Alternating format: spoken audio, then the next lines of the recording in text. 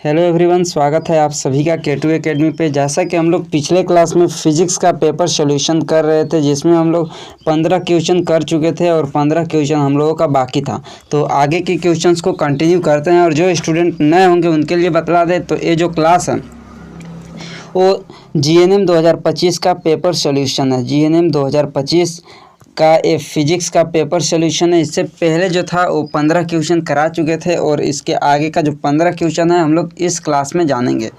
तो चलिए, यहाँ पे क्वेश्चन नंबर 46 से हम लोगों का बाकी था और क्वेश्चन नंबर 31 से 45 तक बता चुके थे। तो चलिए, यहाँ पे क्वेश्चन नंबर 46 दिया है कि 220 वोल्ट लाइन पर 5 एम्पियर ले जाने के लिए एक समानांतर में कितने 176 ओम रोधक की आवश्यकता होगी।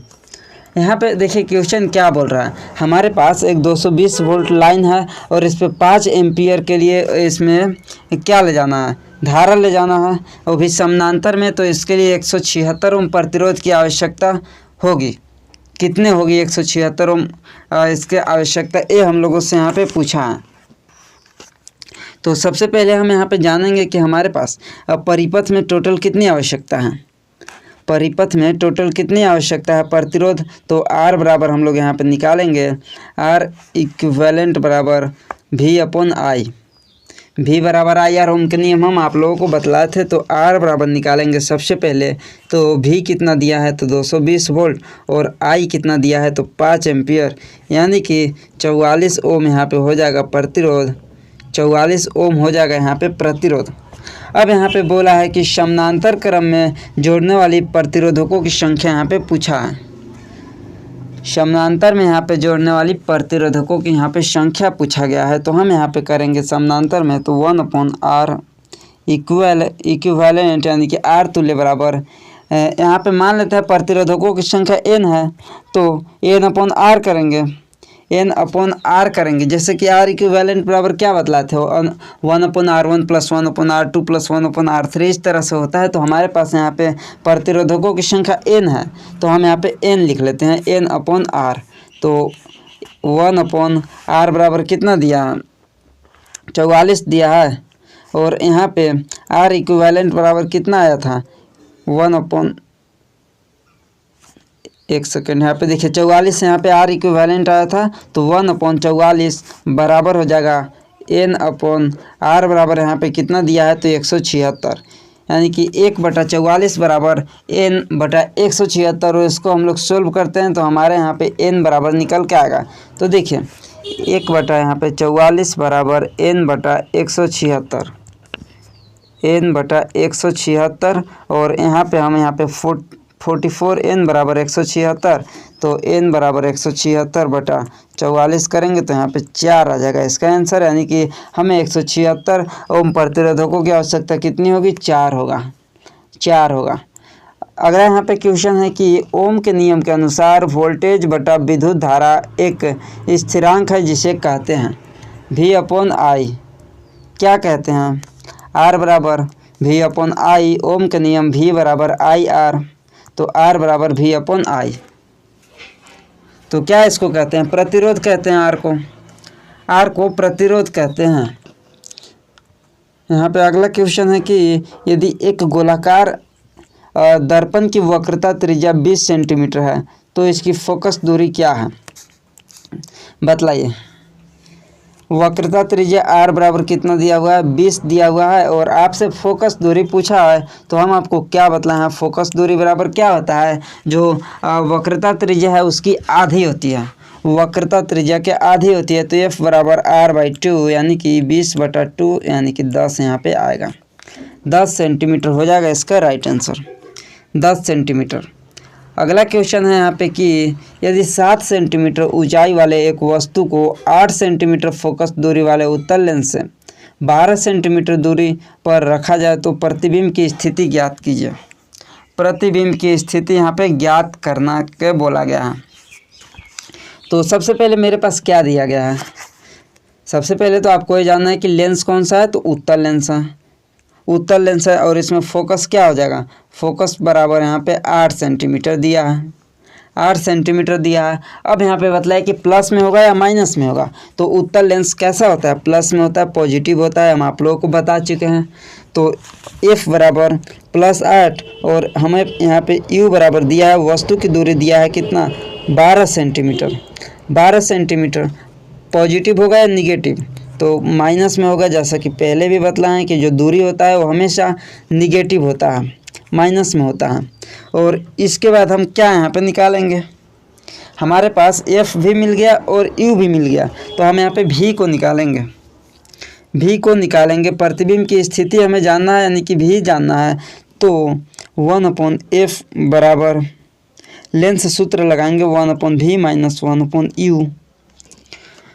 तो यहाँ पे हम सबका मान रखते हैं। अब यहाँ पे देखिए आपको खुद से सोल्व करने यहाँ पे आना चाहिए, क्योंकि यहाँ पे हम एक एक स्टेप आप लोगों को सोल्व करके यहाँ पे बता नहीं पाएंगे। या तो आप इसको अभी भी को एक साइड कर लीजिए या फिर मान रखने के बाद भी कर सकते हैं। तो अभी भी करेंगे तो कोई दिक्कत नहीं है। तो 1/V जो है इसको एक साइड करेंगे तो -1/V आएगा, बराबर -1/V। या फिर इसको इधर हम भेजते हैं, देखिए क्या करते हैं, 1/F है, 1/F और -1/U जो है इसको इधर करेंगे तो +1/U हो जाएगा, बराबर 1/V। F की जगह पे कितना रखना है, तो 1/8 + 1/-12। तो आगे इसको देखिए सोल्व आपको करना है, कैसे होगा, 1/8 - 1/12। अब इसको आप यहाँ पे सोल्व कीजिए तो इन दोनों का LCM कितना आएगा, 24 आएगा, 24। तो 3 - 2 बराबर 1/24 बराबर 1/V। तो V बराबर क्या आ जाएगा, 24। V बराबर क्या आ जाएगा, 24। कहाँ पे ऑप्शन दिया हुआ है, यहाँ पे देखिए तो ऑप्शन आपको डी पे देखिए दिया है 24 सेंटीमीटर। ऑप्शन नंबर डी पे देखिए दिया हुआ है 24 सेंटीमीटर हो जाएगा। बस आपको यहाँ पे लेंस का फार्मूला यूज करने आना चाहिए कि 1/F बराबर 1/V minus 1/U। Lens formula हो गया। और इसके अलावा आपको कहाँ पे प्लस होगा, कहाँ पे माइनस होगा, ये सब आप लोगों को जानना यहाँ पे होगा। क्लियर। अगला क्वेश्चन पे चलते हैं। तो अगला क्वेश्चन है यहाँ पे कि उत्तल लेंस की फोकस दूरी 10 सेंटीमीटर है, तो इसकी क्षमता क्या होगा, इसकी क्षमता क्या होगा यहाँ पे बोला है। तो सबसे पहले उत्तल लेंस की फोकस दूरी प्लस में है तो इसका क्षमता भी प्लस में ही आएगा। तो आप ऑप्शन यहाँ पे जो बी है इसको हटा दीजिए और ऑप्शन डी है इसको हटा दीजिए। दो ऑप्शन यहाँ पे हट गया। फोकस दूरी पॉजिटिव तो इसका जो लेंस की क्षमता है वो भी पॉजिटिव आएगा, और अगर जो फोकस दूरी निगेटिव माइनस में तो इसका लेंस की क्षमता भी माइनस में। दो ऑप्शन यहाँ पे हट चुका है। अब हम यहाँ पे कैसे निकालेंगे, तो आपको हम बतलाए हैं यहाँ पे कि P बराबर क्या होता है, शक्ति बराबर लेंस की क्षमता बराबर 1/F।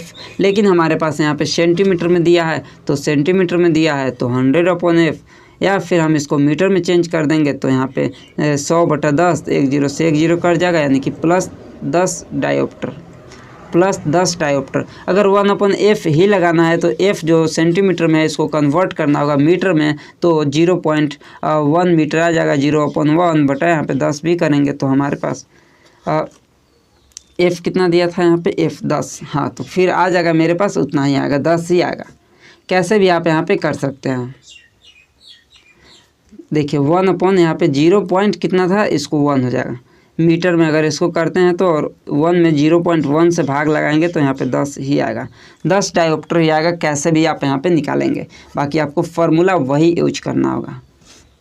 फार्मूला आपको यही यूज करना होगा। P बराबर 1/F, जब F मीटर में हो और सेंटीमीटर में हो तो 100/F। अगला क्वेश्चन कि एक माध्यम से दूसरे माध्यम में जाने वाली तरंग की दिशा में परिवर्तन को कहा जाता है, क्या कहा जाता है।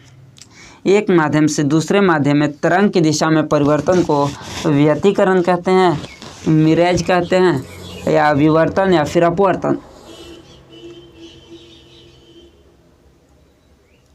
क्या कहते हैं बतलाइए। तो अपवर्तन ही कहते हैं। कैसे अपवर्तन कहते हैं, अपवर्तन क्या है, तो जब कोई भी प्रकाश या फिर कोई तरंग होता है एक पारदर्शी माध्यम से दूसरे पारदर्शी माध्यम में तिरछी प्रवेश करती है, तो दोनों माध्यमों में उसकी चाल जो होती है वो भिन्न होने के कारण वो अपने जो उसका मूल मार्ग होता है उससे मुड़ जाता है, और दिशा बदलने की इसी घटना को क्या बोलते हैं, रिफ्रैक्शन बोलते हैं। रिफ्रैक्शन बोलते हैं, अपवर्तन बोलते हैं। अगला क्वेश्चन है कि शून्य परावर्तन कोण वाली प्रकाश किरण के लिए अपवर्तन कोण क्या है। शून्य प्रकाश कोण वाली प्रकाश किरण के लिए अपवर्तन यहाँ पे क्या है। 180 डिग्री, 90 डिग्री, 0 डिग्री या 45 डिग्री। क्या बोला है, शून्य परावर्तन का नियम हम आपको बतलाया है, जितना डिग्री पे इधर से आएगा उतना डिग्री पे उधर परावर्तित हो जाएगा। तो शून्य परावर्तन बोला है, तो शून्य परावर्तन तब होगा जब 0 डिग्री पे वो आपतन होगा, तब उसका परावर्तन भी 0 होगा। तो 0 डिग्री हो जाएगा इसका राइट आंसर, 0 डिग्री हो जाएगा ऑप्शन नंबर सी। अगर 45 डिग्री पे आपतन हो रहा है तो उसका परावर्तन भी 45 पे होगा।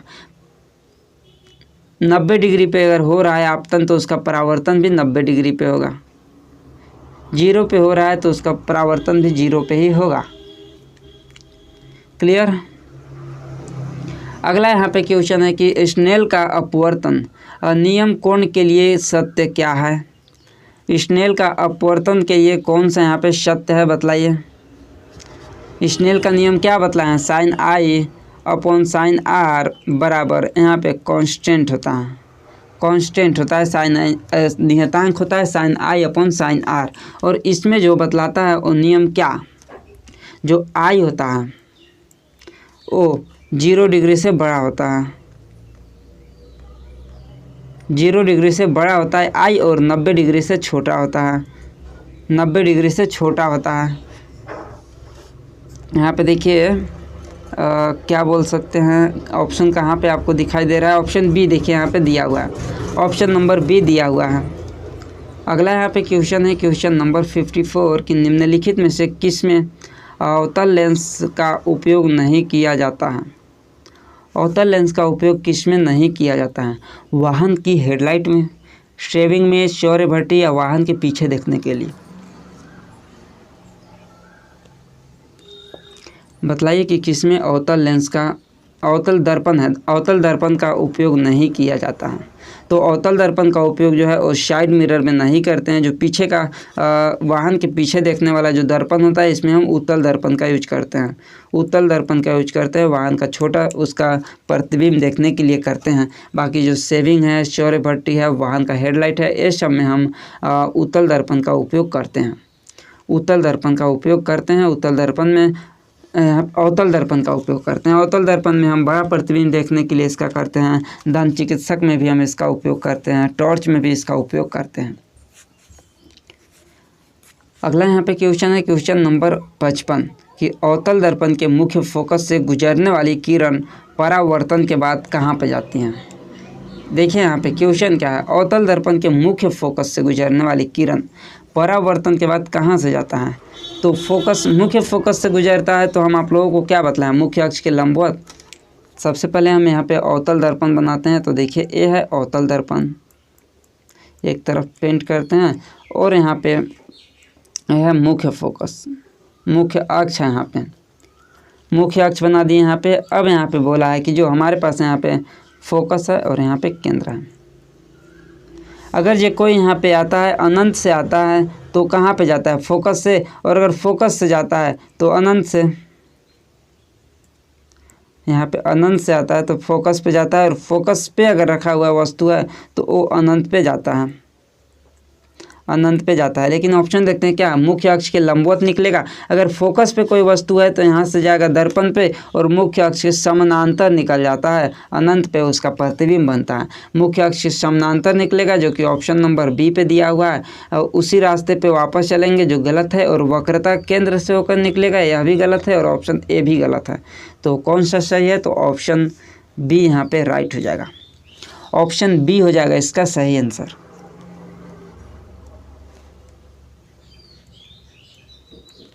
अगला यहाँ पे क्वेश्चन दिया हुआ है कि प्रतिरोध R के प्रतिरोधक का प्रतीक क्या है। प्रतिरोधक का क्या यहाँ पे प्रतीक है, जो रेसिस्टेंस है उसका कौन सा यहाँ पे चिन्ह है।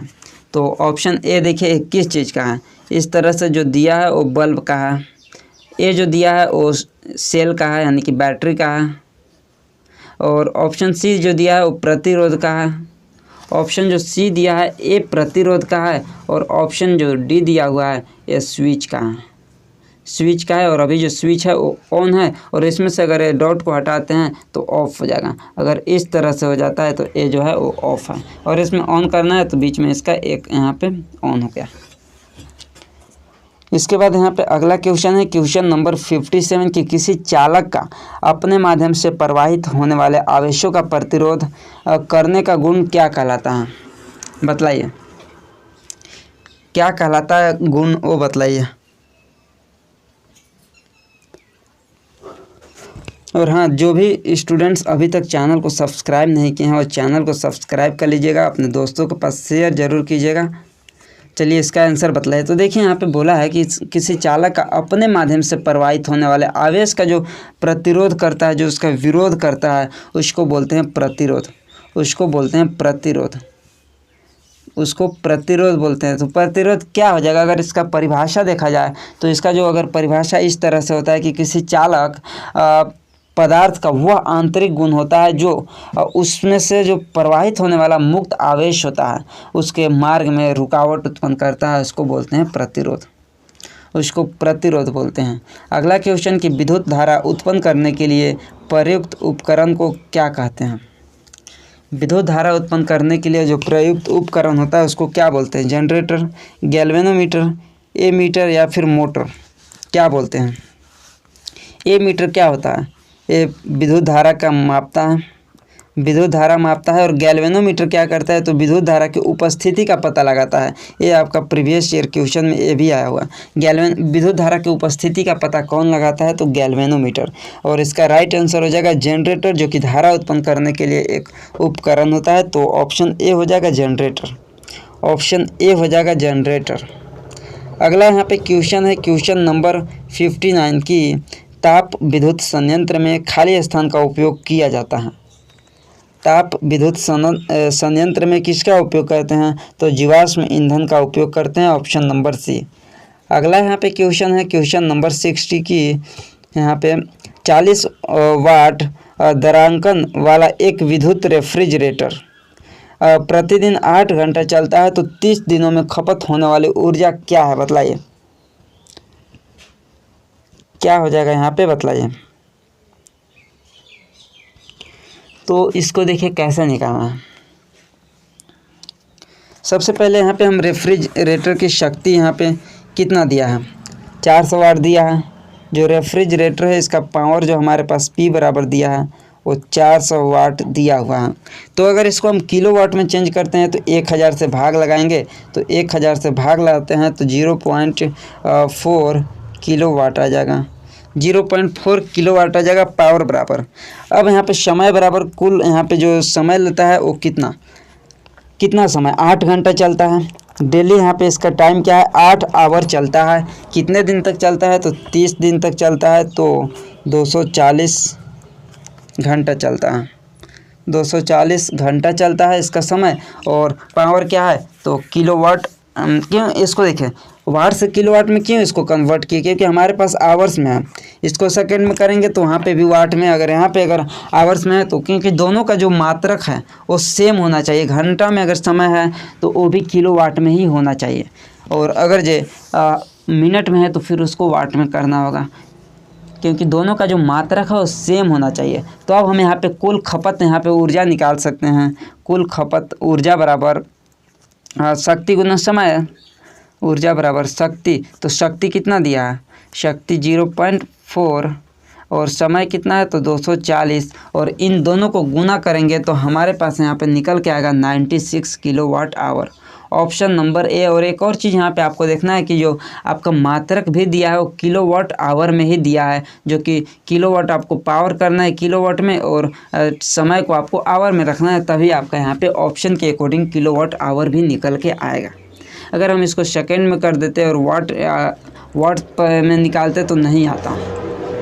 तो इसका 96 किलोवाट आवर यहाँ पे हो गया इसका right answer, option number B. तो यहाँ इसके बाद आते हैं नीचे केमिस्ट्री का। तो फिजिक्स का यहाँ पे क्वेश्चन आपका समाप्त हुआ। बाकी हम केमिस्ट्री का क्लासेस और बायोलॉजी मैथ्स वगैरह का क्वेश्चन हम आप लोगों को आगे सॉल्व कराते रहेंगे, इसलिए आप लोग चैनल को सब्सक्राइब कर लीजिएगा। और हाँ, एक और चीज़, जो भी स्टूडेंट्स साइंस का नोट्स लेना चाहते हैं वो ले सकते हैं। आपको इसमें कंप्लीट थ्योरी नोट्स मिलने वाला है साइंस का, जो कि हिंदी मीडियम में रहेगा, चैप्टर वाइज MCQ ये दोनों लैंग्वेज में, और लास्ट 3 इयर्स का क्वेश्चन पेपर आपको ANM और GNM दोनों का मिलेगा, जो झारखंड का रहेगा। स्पेशल नोट्स है झारखंड के लिए, तो आप लोग ले सकते हैं साइंस का सिर्फ और सिर्फ 69 रुपीज़ में। और जो ANM की तैयारी कर रहे होंगे उसके लिए स्पेशल GK का भी नोट्स आया है, जो कि आपको डिस्क्रिप्शन में लिंक है, वहाँ पे क्लिक करके आप देख सकते हैं। या फिर आपको लेने में अगर कोई भी दिक्कत हो रहा है तो आपको स्क्रीन पर व्हाट्सअप नंबर दिखाई दे रहा होगा, इस पर आप लोग मैसेज करके ले सकते हैं। तो मिलते हैं अगली क्लास में।